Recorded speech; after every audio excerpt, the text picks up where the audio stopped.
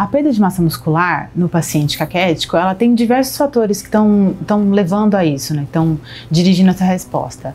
E a gente não sabe muito bem quais são esses fatores. Então, o que a gente trabalha aqui é a inflamação sistêmica, que parece que está influenciando isso, influenciando principalmente a regeneração do músculo. Então, o músculo desses pacientes, ele é menos capaz de se regenerar. Então, as células, elas são menos capazes de se diferenciar, as células progenitoras musculares, elas estão alteradas, elas não se diferenciam, elas proliferam e não se diferenciam. E isso também está bem relacionado com modelos animais e o que parece acontecer nos humanos. Então, os experimentos que nós fazemos aqui com os músculos, no caso é o músculo esquelético, eles envolvem então a análise dessa massa muscular, se tem ou não perda de massa. E uma das coisas até muito interessantes é que a gente usa uma ferramenta de diagnóstico, que é a tomografia que os pacientes fazem para ver a localização do tumor, ver como é que vai ser a cirurgia. A gente usa esse exame para ver a massa muscular. Então, se ele está tendo ou não perda de massa muscular, isso também permite a gente avaliar se tem ou não perda de tecido adiposo. E esse é um resultado bastante interessante que a gente faz com uma parceria com uma universidade do Canadá, com a University of Alberta, da professora Carla Prado. Nós também fazemos análises mais moleculares, então a gente pega o tecido que vem da cirurgia, nós extraímos RNA para ver a expressão gênica. Então, para ver quais genes estão alterados, quando a gente compara os pacientes que têm caquexia com aqueles que têm câncer sem caquexia e também os indivíduos saudáveis, os nossos indivíduos que estão no grupo controle.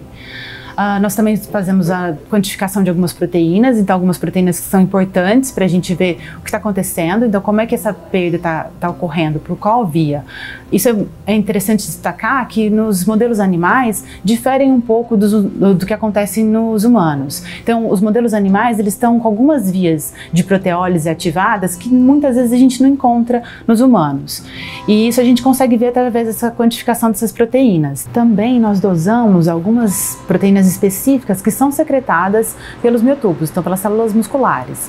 Essas proteínas a gente consegue dosar pela técnica de multiplex, então, que é uma técnica que permite avaliar uma grande quantidade de proteínas numa única placa. Então, de um único paciente, a gente consegue cerca de 15 proteínas dosadas de uma vez. Então, a vantagem é que usa uma quantidade pequena de homogenato, então de tecido mesmo, para se fazer essa análise.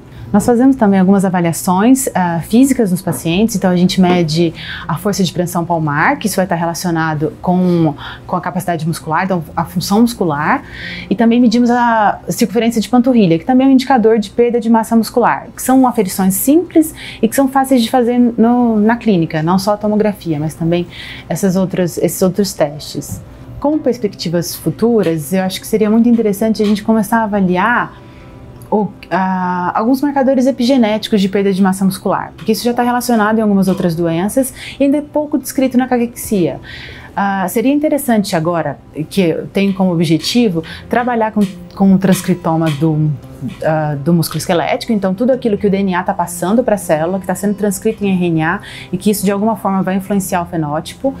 Isso eu acho que é bem interessante. E também alguns marcadores da conformação do DNA. Então, como é que ele está enovelado, se isso está influenciando o que ele está expressando ou não. Porque isso está bem relacionado que o câncer ele é capaz de alterar esses marcadores. Só que a gente não sabe exatamente quais marcadores estão relacionados com a perda de massa muscular na caquexia. E isso pode muitas vezes auxiliar, que é o que a gente imagina, no diagnóstico. Então, aqueles pacientes que podem ou não desenvolver a caquexia.